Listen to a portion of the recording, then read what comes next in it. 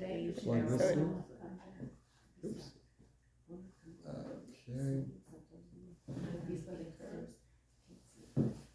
Okay. We'll get started.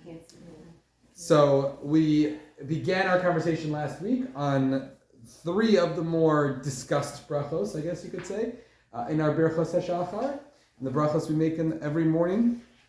Let's start off with an idea from the Parsha. The Pardis Yosef says it's actually on Parshas Kedoshim, that Yehuda, when he convinces the brothers not to kill Yosef, so he says, Ma betza, literally means, what will we gain? It's an interesting terminology in its own right, why you just say don't kill him. Right? Why, what will we gain? So by selling Yosef, or what will we gain by killing Yosef, we should sell him, etc. So betza, interestingly enough, the Pardis Yosef says, is an acronym.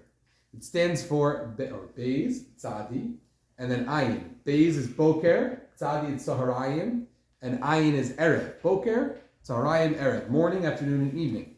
So Yehuda was saying, what's the purpose of davening 3 times a day? Morning, afternoon, night, if we kill our brother. Meaning, what's the whole, you're going to go home and it's like the afternoon one day, and in Canaan, and you're going to daven, you're going to make mincha after this. Like that was the hypocrisy that Yehuda was pointing out to the brothers. Ma betza, like what will we gain? You're going to daven mincha after this? Like you're going to catch a mincha minyan after killing your brother? What's the purpose of davening 3 times a day if we're not mekabel the mitzvah of the ahavta l'reacha kamocha, which is essentially what davening is supposed to accomplish? It only has value if it's predicated on the foundation of the ahavta l'reacha kamocha. The Arizal in Shar Kavanos actually says that there's a minhag that before davening every day, everyone has to be mekabel, accept the mitzvah of the ahavta l'reacha kamocha right before davening. Harei ani mekabel mitzvah ahavta l'reacha kamocha. It's very important. The whole idea of davening, whether it's bein adam l'makom, it's a mitzvah between us and God, or if it's also bein adam l'chavero, it's between us and our fellow man and woman, still, the Arizal says, the most important aspect, it's under the umbrella, if you will, davening is under the umbrella of the ahavta l'reacha kamocha. Not sure we ever would have thought of davening in that way. Of course, we would have if we think about who we're davening for and everyone that needs our tefillos. But on a simple level, we think of it as us and God, our relationship. The Arizal says it's really under the umbrella of the ahavta l'reacha kamocha. And Magen Avraham in Siman Mevvav actually quotes this halacha. Many have this beautiful custom. Okay, let's continue with our 3 brachos. So we were talking about Shelo Asani Aved, Shelo Asani Isha, Shelo Asani Goy. And of course, for women, we say Shelo Asani or She'asani Kirtzono. A really nice idea from Ruth that She'asani Kirtzono, that we know man was created with the council of angels, Na'aseh Adam, right? So, but it was only Hashem who decided to create women, right? So it was Hashem's idea, so it's Kirtzono. Interesting way, it's a midrashic understanding of it. Beautiful idea, thank you for sharing. The beauty of She'asani or Shelo Asani Ishas for men and She'asani Kirtzono for women. So, like we said last time, just a very quick recap, these are Birchos Yitzira, brachos of being or status, based on the Levush in Orach Chaim. We mentioned Rav Soloveitchik's idea, which is going to be our theme as we discuss these 3 brachos, that these brachos are statements of gratitude about the level or levels of obligation to perform as many commandments as possible. So, Shelo Asani Goy means the non-Jews have 7 mitzvos. I am so grateful, HaKadosh Baruch Hu, that you've given me more than 7. So I'm in a different category because I have more mitzvos to accomplish. I obviously have more, at least on a quantitative level, to do something for this world. I have more. You have tasked me with more. So of course we can understand Shelo Asani Aved, same idea. Avadim have very few mitzvos. So Eved Kanani, Eved Ivri, very few mitzvos. So we have more mitzvos than that. And of course, I'm speaking as a man, but I'm speaking to women. Shelo Asani Isha, it's a similar idea that Shelo Asani Isha is in a different category of mitzvos. So we know if you're exempt from all time-bound commandments for the most part, within reason, within a few exceptions. So then, of course, all I'm saying as a man, I'm not saying, thank God you didn't make me a woman. No, Shelo Asani Isha means, I am thanking you, HaKadosh Baruch Hu, you have put me in a category that is different. That is all. That's why you say Shesani Kirtzono. Yes. Just to go back a drop, when we talked about time-bound mitzvahs, we Sure. talked about Shema, which was said in the morning. Sure. So why is a woman also obligated if it's? it's a great question in terms of understanding the halacha of tefilah, which we'll get to. We will get to. It's a great question. It's a larger discussion. There is an element of time bound to it, so the time bound aspect of it maybe is not as particular for women because women are exempt from time bound commandments. However, with Shemona, we say specifically by davening, if we understand the Ramban's understanding that tefilah is d'oraisa, the Rambam's understanding, tefilah is d'oraisa, it's a biblical commandment, so we're a little more strict, especially in an Eis Sarah, in a time of need, which it's always an Eis Sarah. It's always a time of need, as we mentioned. So it could be that it's a great question, and we'll speak about a little bit closer to the idea of Shema and Shemona Esrei by women, why we kind of carried it over, but there's more room to be lenient, of course, because it is under the umbrella of the time-bound commandments. Remember, there are a lot of time-bound commandments women are part of. So it's really, the Gemara says, based off the Mishnah and Kedushin, that women are exempt from all time-bound commandments. And the Gemara says, are you sure? What about this one? What about this one? What about that? You know, it goes through, like, I don't know, a lot of mitzvahs, but a nice amount of mitzvahs that are time-bound, and yet women are exempted. I mean, think about how many holidays, holidays are a different category. But, sorry? The Lashon of Sfardim, when they say the brachos, I work in a Bukharian school, and one young girl, comes in every day and says the brachos out loud so we can say amen. And the Lashon of the brachos is totally different, and the order. Shelo asani goita, she'asani isha, shelo asani shivcha. Interesting, yes. We'll get to that. We'll get to those three, where they get through the Sfardim also, not just Bukharian. Right, the Sfardim. Yeah, where they get that. It's a good question. But it's a great point. We're going to, the simple answer is we're going to discuss that in greater detail when we get there. But it's a fair question to ask nonetheless. Excellent.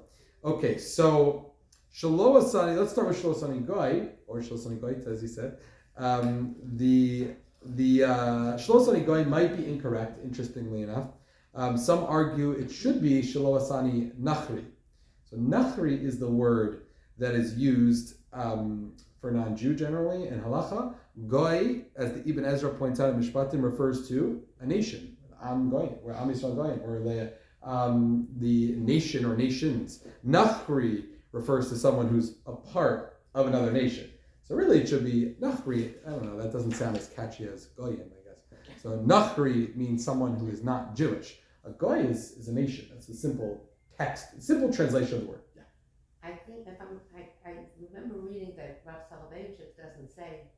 We'll get to that. Very good. We'll get to that. Very good. Excellent. And the simple understanding of that is Rav Soloveitchik did not say anything that was not directly in the Gemara. So this whole Shelo Asani Goy, Shelo Asani Nachri. Excellent. Where it's not clearly indicated as such. Great point. So, I mean, if you think about it on face value, it does sound, I don't want to say insulting. We discussed the way we've been showing our discussion. It's just we're in different categories. So non-Jews only have 7 mitzvahs, we have many more, etc. So it could sound a bit insulting. I thank God I'm not a non-Jew. I personally never had a problem with it. I just understand I've had struggles in my life, or those I've spoken to have struggles in their lives. They've felt that it's the opposite. They wish, not myself, I'm talking about other people, I wish I didn't have all these responsibilities. I wish I didn't have all these requirements. They look at Judaism as a burden. So if you look at it that way, and Judaism's a burden to you, so then Shelo Asani Goy, it should be, thank you Hashem. It's almost like sarcastic. Shelo Asani Goy. You couldn't have made me a Goy. I had to wake up early and I had to make Pesach or whatever it is that you consider to be difficult in Judaism, or incredibly difficult. So to me, I never really had, I'm speaking on a personal level, to say Shelo Asani Goy, I don't know. I mean, Shelo Asani Goy to me on a sarcastic level would be you go by a McDonald's and Shelo Asani Goy, you can't eat there, or you can't participate in certain activities as a Jew. In fact, Rashi in Chumash even says that you're not supposed to say, you don't have to say, go by a wonderful treif restaurant, and people think, treif, I don't even want to think about it, I don't want to smell it, I don't want to talk about it, I don't even want to think about it. Rashi in Chumash says, that's actually not supposed to be your attitude. Your attitude is supposed to be, believe it or not, you're supposed to say, that smells delicious. I wish I could have that. I would love to have that. I can't though, because Kadosh Baruch Hu has decided to make that prohibited to me. It's a fascinating way of looking at life. I mean, in some Hasidic circles, there's this element of like not even smelling or walking by. Fine, but I think the attitude of how you're supposed to react. It's an interesting way of looking at it. I know I changed my outlook on Judaism when I started doing that. I focus on that. If I see something, that is not fitting, let's just say on a practical level, like food. So kosher, non-kosher food. Wow, I would love to have that. I also think personally it's wonderful for chinuch. Children, grandchildren, nieces, nephews. It works perfectly because kids grow up with this attitude. You can't have this, can't have that. Don't do that. Don't do that. That's not just Judaism. That's in general. Don't touch that. Don't go near there. So sometimes it's nice to kind of switch it a little bit and say, I wish we could have that. I wish that would be wonderful. I would love that. And also for kids to hear that, it's a part of life. It's a part of spirituality, of separation. Yes. Yeah. I grew up at a time my father was really traditional, and he really went far beyond with what most conservative Jews did, and he was really strict on some principles when it came with traditional Judaism, and he would say, okay, he bent the rules if it went to eating dairy products like egg salad or tuna fish salad. It's maybe pizza, but I draw the line now on that. Good. I like, and we only had wall bombs near us, and he teaches us all about OU, and which was kasher, K, OU, to look for the OU and K. Absolutely. And, it's one way of looking at it. One way of looking at it. Sure. When you go to these places like Kifu, and, and, he was very traditional, and, even on the holiest day of Yom Kippur, when most conservative Jews did not even observe everything, he would lay down the law. No lights, no TV, we're going to be 100% shomer. Sure. He laid down that law because, when I didn't go to Solomon Shachta like other most conservative Jews. Sure. I went to Hank, and so it sounds like that you had a wonderful, your own chinuch. I want to bring it back here, but it sounds like there's a wonderful, everyone had their own chinuch in their own way where it's special and it's a part of, their own Yiddishkeit. And I'm glad that you had that opportunity with your father. So just bringing it back here though, excellent observations. So there are many conservative reform, talking a little bit about what Linda said, Rabbanim, if you'll allow me to use that word, that believe that saying we are, by saying Shalom Sani Goy, that we're saying we're better than non-Jews. I never really had much of an issue with this in terms of, we're not saying we're better people. We're not saying we're holier than thou. The whole Torah. I mean, where do you? What you kind of say when you say the chosen people? I was going to say, but I mean, just in general, like, so we keep Yom Kippur, non-Jews don't. I don't. It doesn't mean that. I never really had an issue. I never really understood this issue. Separate. So not like, we're correct, but to say it like that, it never really. I never really understood the issue, but others would say. I know a lot of conservative reform rabbis would change that. Anyone know Shlo Sani Goy to Shasani Yisrael? We used to say that. So it's interesting because it's not as heretical as you'd think, because the Gemara in Menachos says Shasani Yisrael.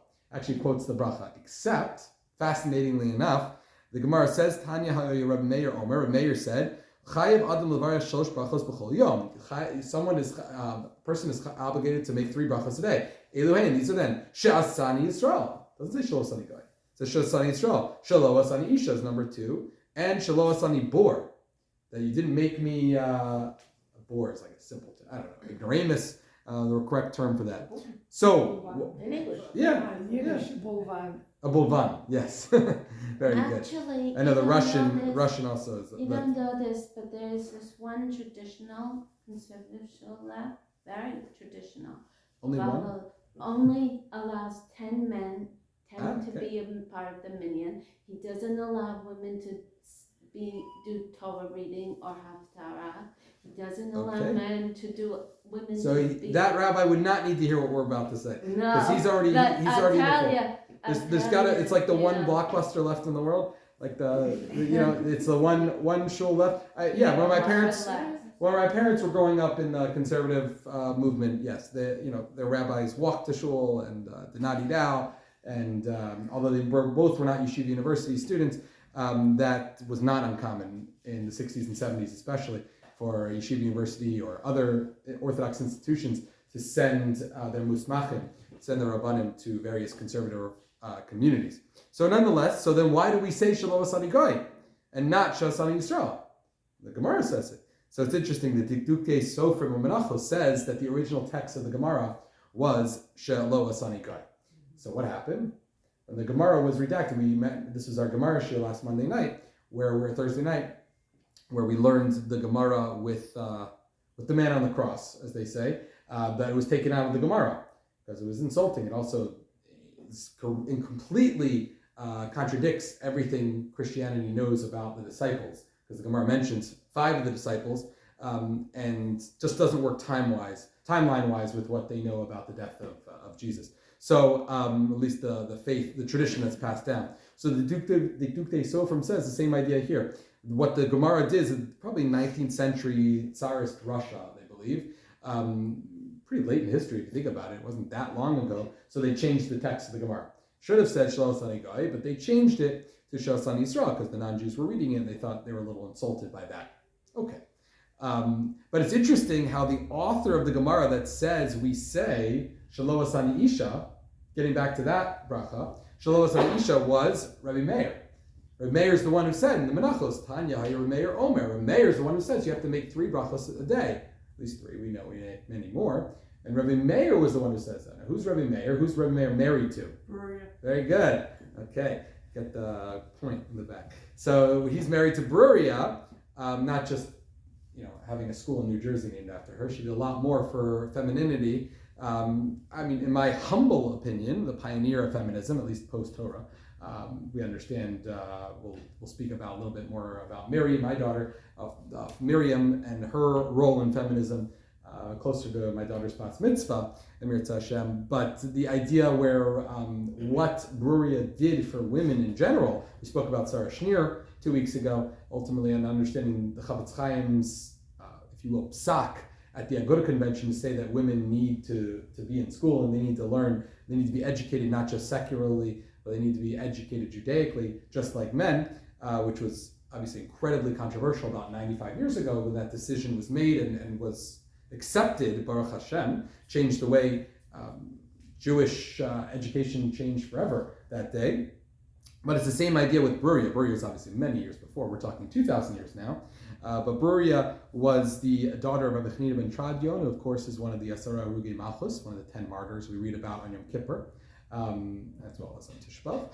That it's just interesting that Rabbi Meir, who's married to Bruria, he's the one who says Shalom Asani Isha. So another proof to my humble observations that I don't think this is as controversial bracha as it is. I think the way it's discussed, and if we understand the history of it, because some do say that Rabbi Meir instituted this bracha after seeing his father-in-law, Rabbi Chanina ben Tradion, get murdered by the 10 martyrs.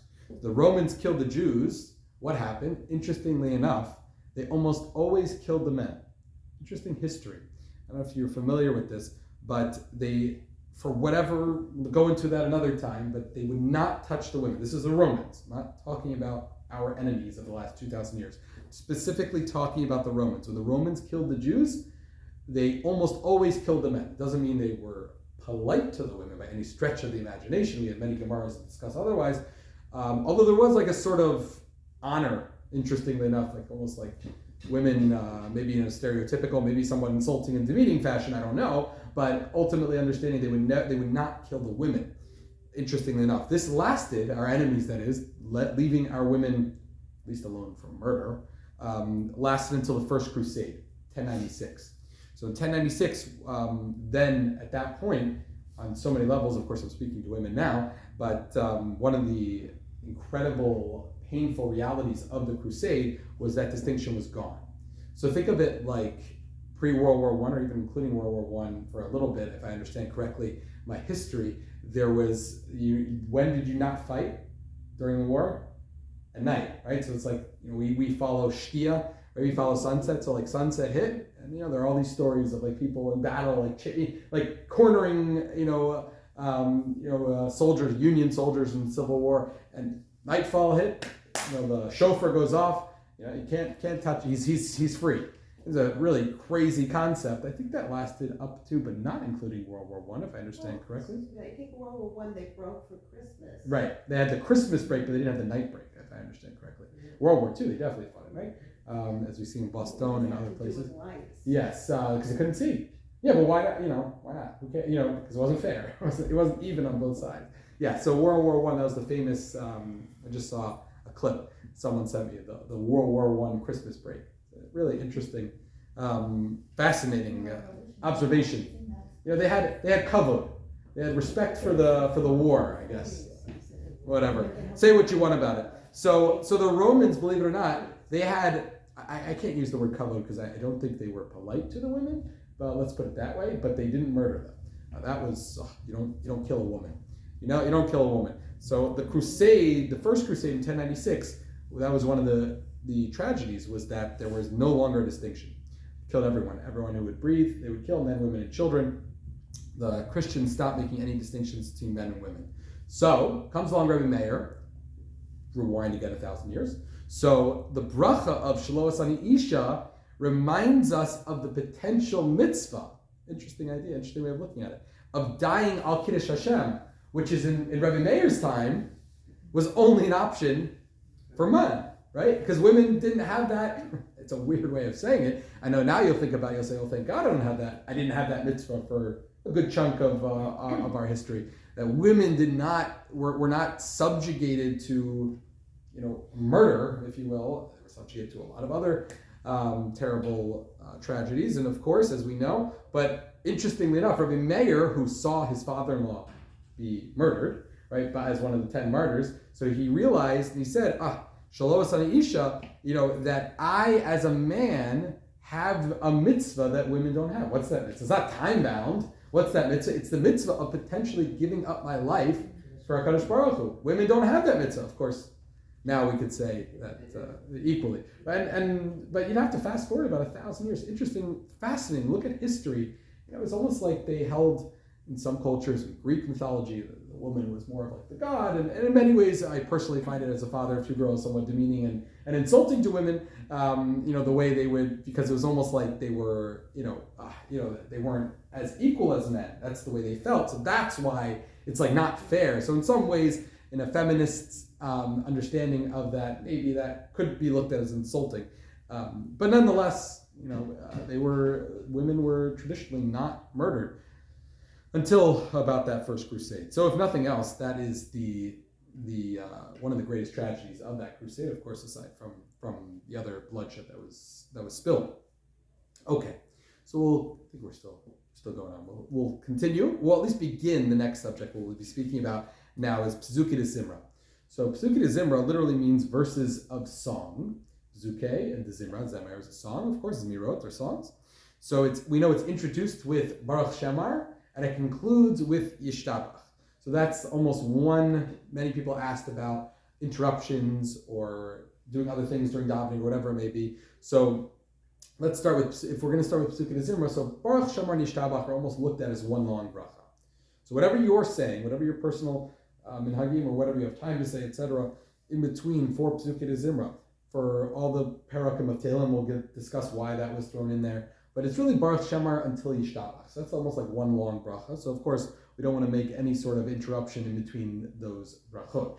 So, maybe before Baruch Shemar, after Yishtabach, although I prefer before Baruch Shemar, because then Yishtabach you get into Berachos Kriyas Shema, which need to run into Shema, which needs to run into Shemon Esrei, as we mentioned. So that gets a little trickier.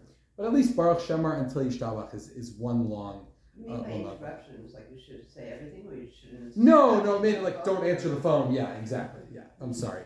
Don't have a conversation about something not pertaining to davening during that time. So whatever you are saying in Baruch Shemar, some only say Baruch Shemar, Ashrei, Yishtab. Great. So then that's fine. Just continue on. It's almost like look at it as one long bracha. Similarly, like we'll announce before shofar blowing, we know that the bracha precedes the mitzvah, so we make a bracha on the shofar, but the shofar lasts, if you think about it, over an hour, because it's included into Chazar Sashatz. I'm not talking about the shofar blowing at the end, which is very quick. I'm talking about the shofar blowing right in the beginning of Musaf, where we make the brachos, and we say these brachos are supposed to allow you to fulfill your mitzvah of shofar. The mitzvah of shofar is going to carry in throughout Musaf. By the end of Musaf, when we're still blowing the shofar for your mitzvah, because we're not exactly sure which sounds to blow, so we kind of just blow a little bit of everything, honestly. Every mathematical possibility we offer. So at that point, we say that, hey, remember, your bracha preceded the mitzvah, and it kind of has to continue throughout the entire mitzvah. Same thing by B'dikas Chametz, by the way. B'dikas Chametz, we'll speak about that closer. You make a bracha on B'dikas Chametz. That bracha lasts you your entire B'dikas Chametz, which, yes, some people spend 30 seconds on. We'll discuss closer to that. It should not take 30 seconds. Maybe we'll discuss what it should be. It should not be a cute little scavenger hunt, although that's good, and maybe that's part of the chinuch aspect, which is a huge part of the Pesach celebration, is chinuch. That's probably most of the Seder, is chinuch. But I think the idea being that it's a lot more of, you make a bracha, the action takes a lot longer, so just remember to keep in mind what you're doing during the duration of the mitzvah. I think the same thing is true with Baruch Shemar and Yishtabach. Just keep in mind that it's one long bracha, that's all. So if you're going to answer the phone, do it, before Baruch Shemar, not in the middle of it. to ring. Right. Okay, that's true. Yes. What you would say about saying certain things about davening. I was talking to my physical therapist about how I daven, and he's Orthodox too, and I told him I say the brachot hashachar, then I say Baruch Shemar, but then I skip to Ashrei, and then I say Az Yashir, and then I say Yishtabah. We'll discuss all and that. That's not a bad idea. And then I say Shema, and then I say Amida, and then I skim. It's like I skip certain things, but on Shabbos I Say a little bit of everything.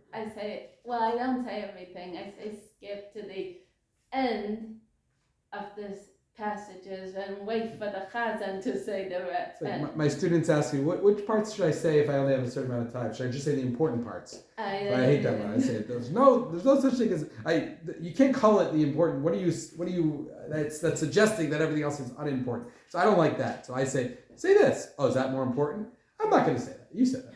But say this. If you only have X minutes, say this. Don't skip? You can skip this, or I personally don't like saying the words. This is important to say. I don't know the chinuch that it suggests to children or to people in general.